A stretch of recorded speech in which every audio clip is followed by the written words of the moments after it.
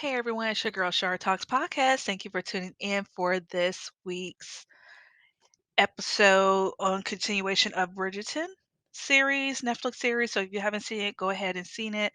It's a spin-off series called Queen Charlotte, a Bridgerton story. So this episode is episode 3, Even Days. It's called Even Days. And I'm telling you, this whole episode had me up and down in my emotions.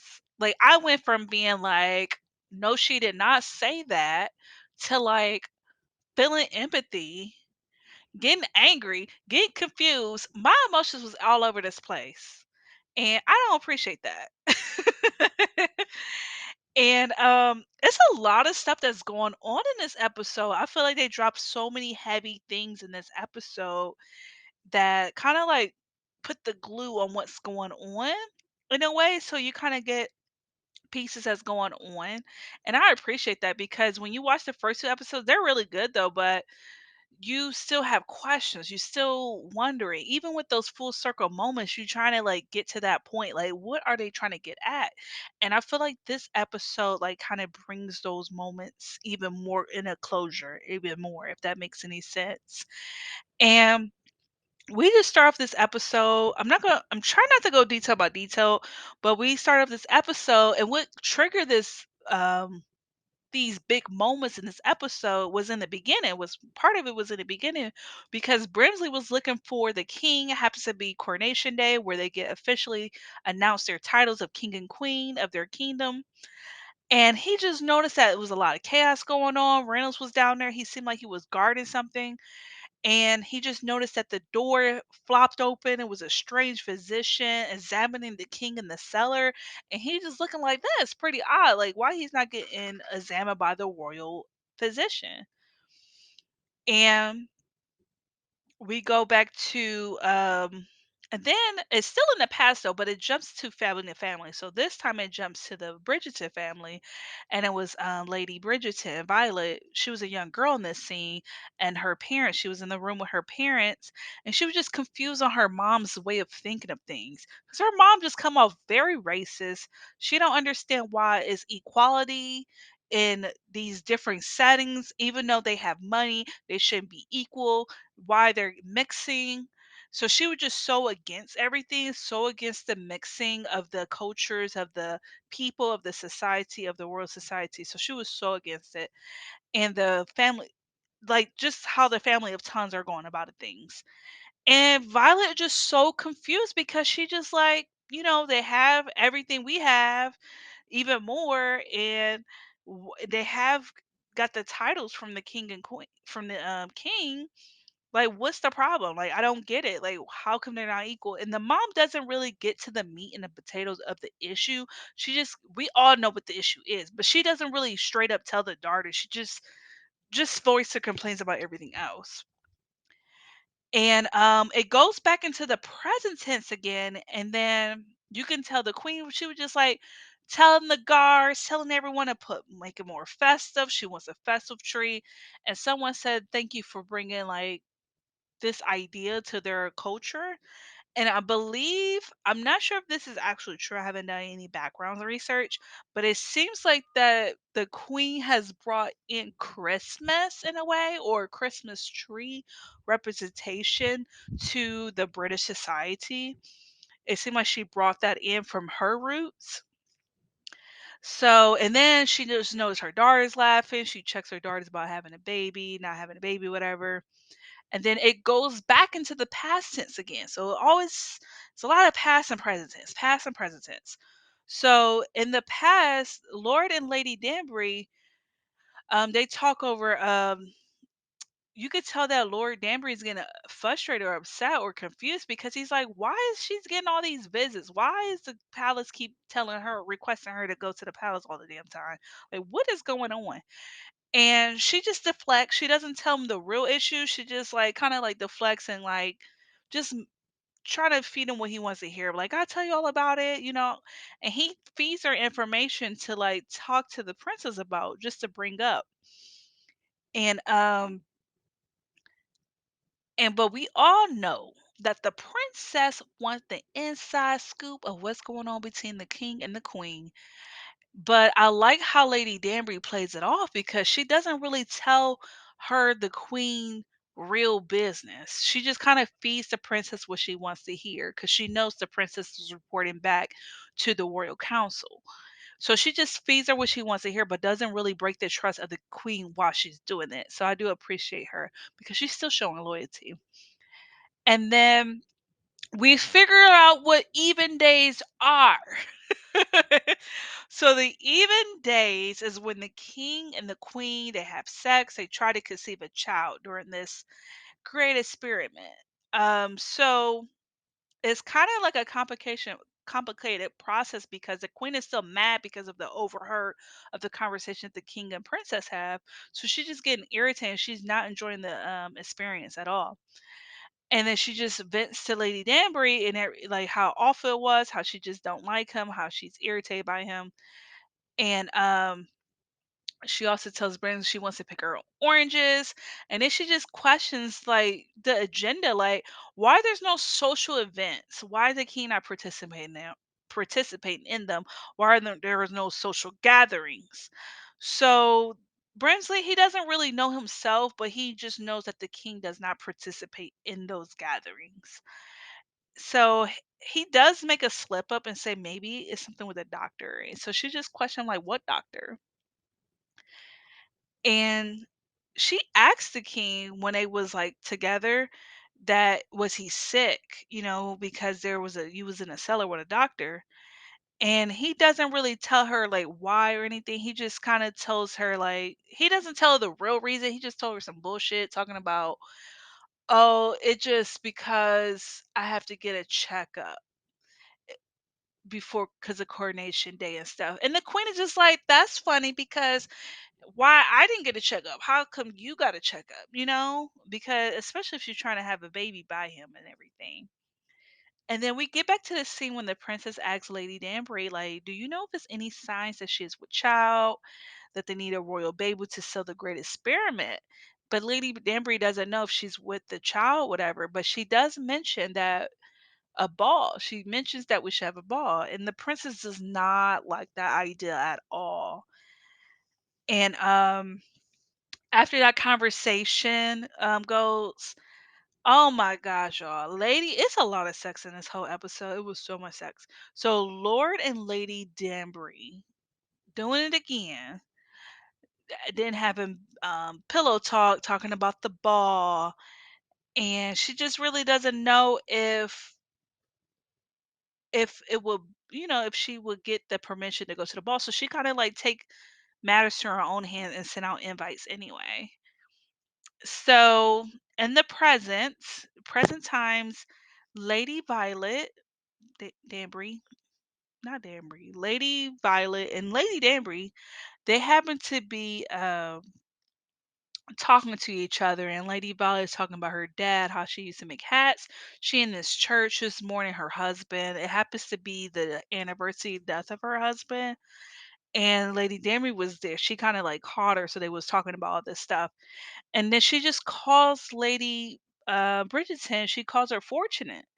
And Lady Violet, she just kind of like very felt very insulted by that comment, but we don't really dig into why. So it goes more into that later.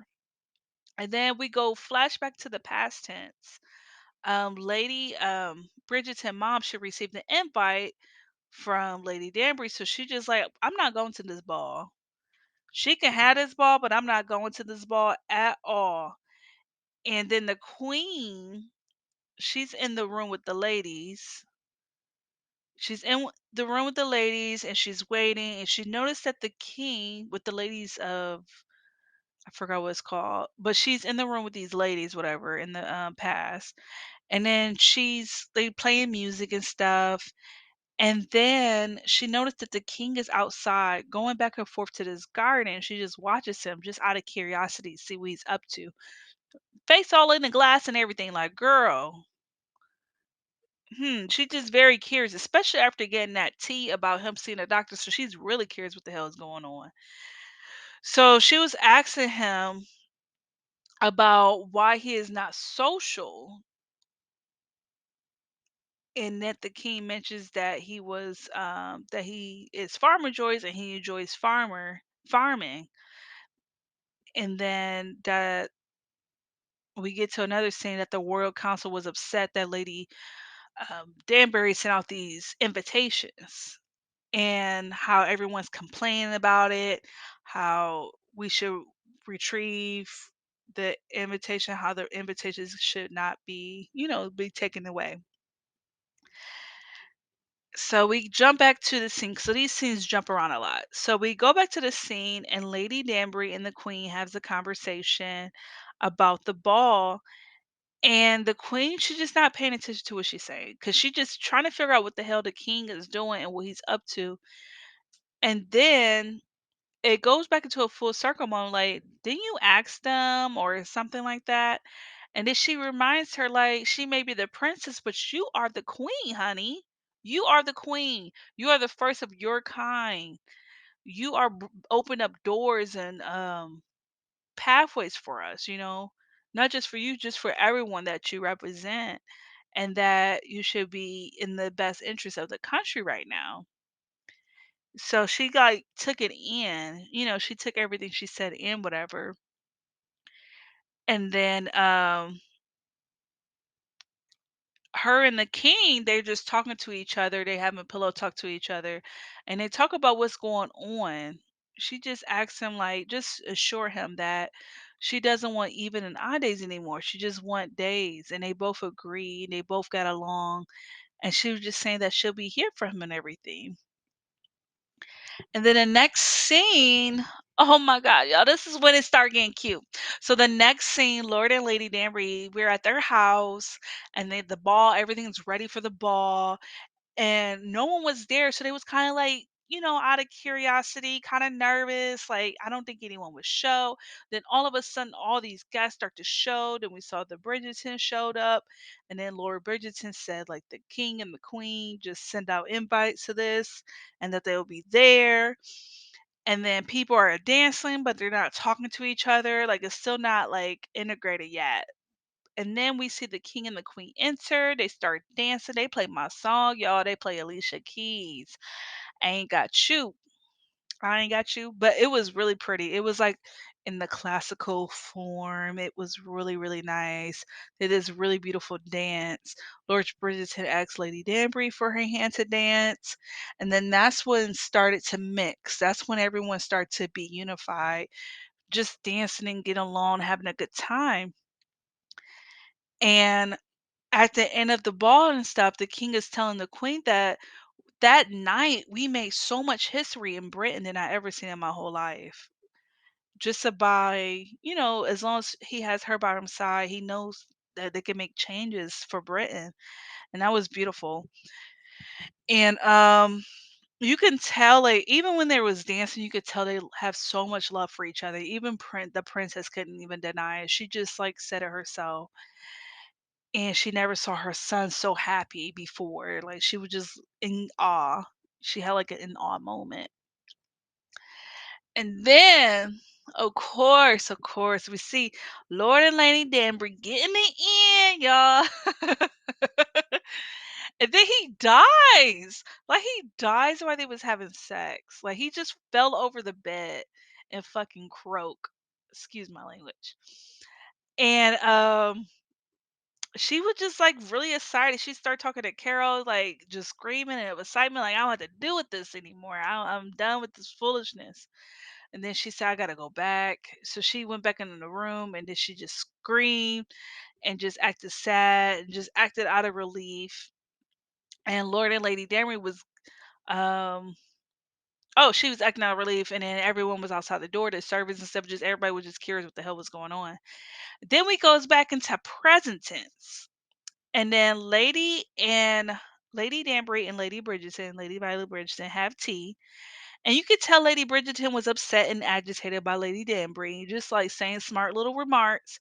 So Lady Danbury had to clarify what she meant by telling her that she was fortunate to love, that she has that Lady Bridgerton had an opportunity to love, but she had loath. She didn't have the opportunity to love, and that she's fortunate that she had that opportunity. and I think she took it well. And then the next scene, we see the queen. She stares off and asks Brimsley why she thinks her girl's never married. So Brinsley just kind of hesitant to tell her why, tell her his thoughts.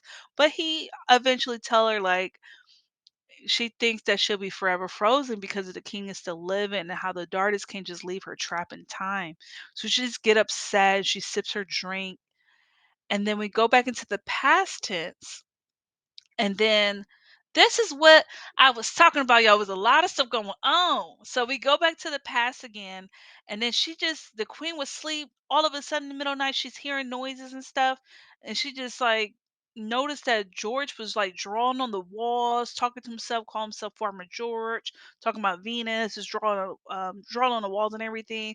So she just follows him because he storms off out the palace into the field, just looking at the farm, looking up to the sky, yelling. He was naked, yelling for Venus.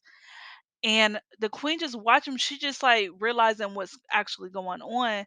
And she confronts George and she tells him, like, hey, I'm Venus. Let's go inside. So she kind of calms him down. And then they go back inside. And that was the end of the episode. Oh my gosh, y'all, it was so much going on, like, it just a lot of moments happened, and it would just definitely caught your attention. So if you was sleeping, you're gonna be missing a lot. But I hope you enjoy this review. Make sure you like and subscribe. Don't forget to like and subscribe me, and thank you for listening. Thank you for watching. Don't forget to like, comment, and share for more. Have a good day now. Bye.